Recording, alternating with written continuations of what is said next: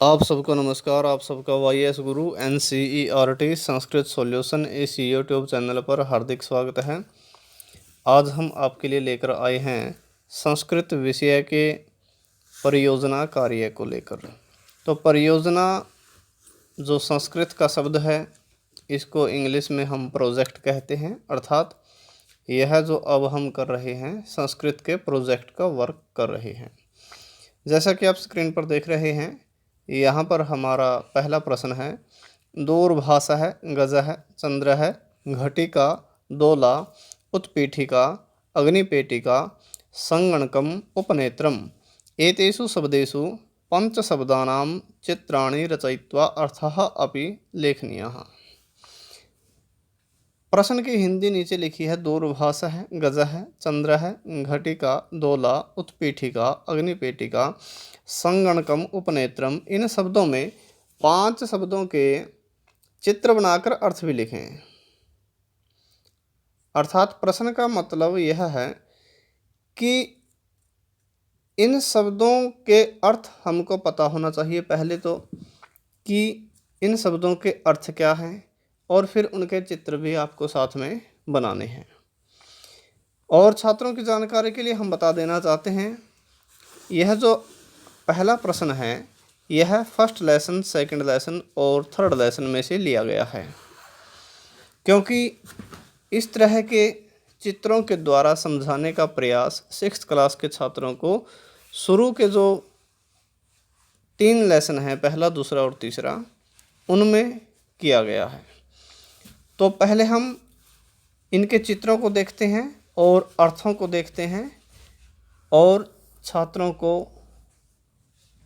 इनके चित्र प्रोजेक्ट में बनाने हैं। आपको जो भी आप प्रोजेक्ट का कार्य करेंगे उसमें आपको बनाने के लिए बोला है। तो आइए किस शब्द का क्या अर्थ है और कैसा चित्र है वो एक बार हम देख लेते हैं। यहाँ पर जो हमारा पहले प्रश्न का पहला शब्द दिया गया था दूरभाष है, यह उसका चित्र है। और दूरभाष का जो अर्थ है वो आप समझ ही गए होंगे क्या होगा। दूरभाष को हम हिंदी में कहेंगे टेलीफोन।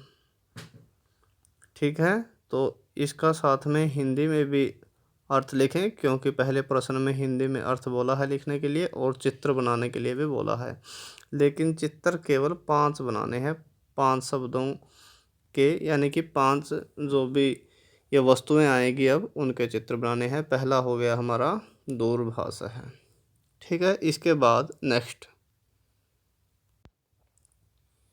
यहाँ हमारा दूसरा शब्द जो था वो था गज है। अब आप गजह का अर्थ समझ गए होंगे क्या होगा। गजह का अर्थ होगा हाथी, और इसका चित्र आप देख सकते हैं और बना सकते हैं।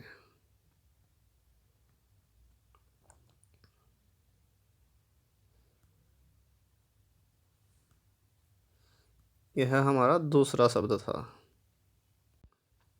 तीसरे नंबर पर हमारा शब्द दिया हुआ था पहले प्रश्न में चंद्र है। अब चंद्र है, चंद्र है का मतलब अब चित्र देखते ही बच्चे समझ गए होंगे और पढ़ा भी होगा। तो चंद्रमा इसका अर्थ होगा हिंदी में, और चित्र यह दे रखा है, आप बना सकते हैं।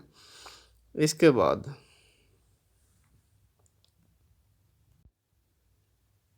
हमारा तीसरा शब्द था यह। चौथे नंबर पर शब्द लिखा हुआ था घटिका। घटिका को घड़ी कहते हैं, और चित्र आप घड़ी का कैसा भी चित्र बना सकते हैं, लेकिन हमने जो रुचिरा प्रथम भाग है पुस्तक में चित्र देखा है वो यह देखा है। आप इस तरह का चित्र बना सकते हैं। यह हमारा चौथा शब्द पहले प्रश्न में दिया हुआ था।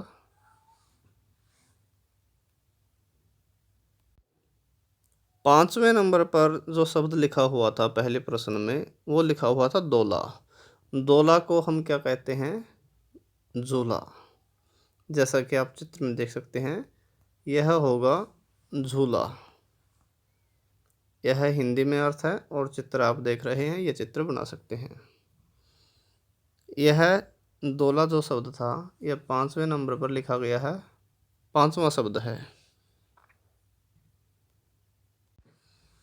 उसके बाद पहले प्रश्न में लिखा हुआ था उत्पेठिका, तो इसका जो अर्थ बनेगा वो आप चित्र देखते ही समझ गए होंगे।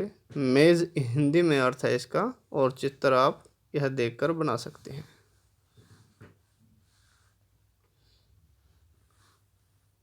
छठा शब्द था यह हमारा।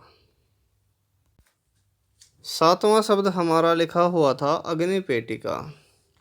तो अग्निपेटिका आप चित्र देखते ही समझ गए होंगे अर्थ क्या होता है। अग्निपेटिका कहते हैं माचिस को, और चित्र आप देखकर बना सकते हैं।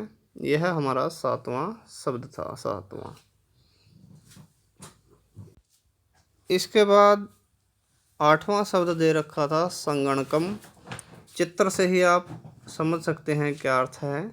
कंप्यूटर हम इसको कहते हैं। कंप्यूटर अर्थ होगा, और चित्र आप देखकर बना सकते हैं। यह हमारा आठवां शब्द था। इसके बाद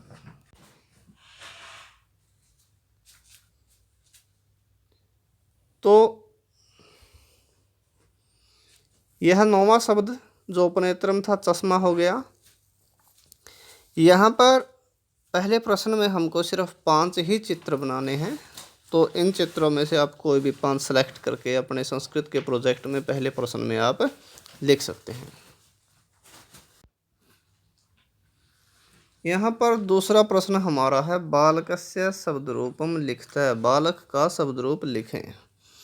बालक का शब्द रूप हमने पहले किया हुआ है, और बालक का शब्द रूप हमारे इस वीडियो के डिस्क्रिप्शन में लिंक दे देंगे, आप वहाँ से भी बालक का शब्द रूप लिख सकते हैं।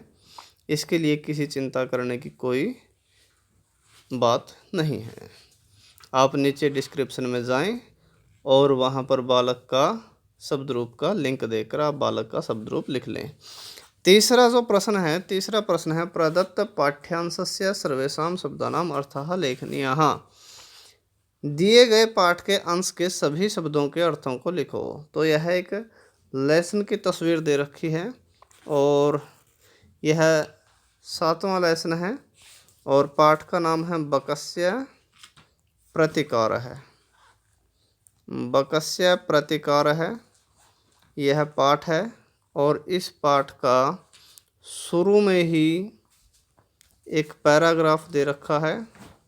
लेकिन इसने क्या बोला है प्रश्न में, इसने बोला है सभी शब्दों के अर्थ लिखने हैं, यानी कि इस पैराग्राफ के अंदर जितने भी शब्द आए हैं उन सब के अर्थ आपको लिखने हैं, और इसके लिए भी आपको चिंता करने की कोई आवश्यकता नहीं है, क्योंकि आप डिस्क्रिप्शन में जाएं और अपने इस बकस्य प्रतिकार है इस पाठ का जो लिंक है वहाँ से देखें। आपको बिल्कुल एक एक वर्ड मीनिंग वहाँ पर लिखे हुए मिलेंगे, और जितना यह पैराग्राफ है सिर्फ उतना ही आप लिखें, उससे ज़्यादा लिखने की आवश्यकता नहीं है।